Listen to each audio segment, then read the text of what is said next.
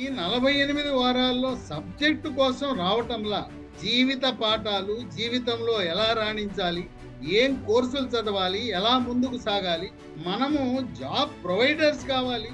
ఫైళ్ళు పట్టుకుని తిరుగుతున్న వారికి మనం ఉద్యోగాలు ఇచ్చే విధంగా మనం రాణించాలి జీవితంలో అని చెప్పి జాబ్ సీకర్ నుంచి జాబ్ ప్రొవైడర్ అయ్యాడు.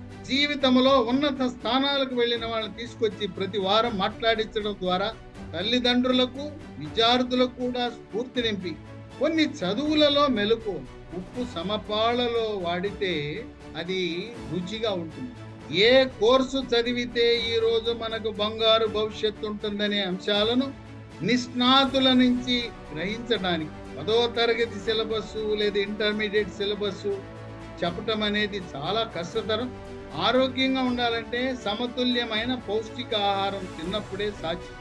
యోగా, ప్రాణాయామం, ధ్యానం, వ్యాయామం ఇవి సమపాళ్లలో ఉండాలి. ప్రతి ఆదివారం 5 గంటలకి మనం కలుసుకుందాం.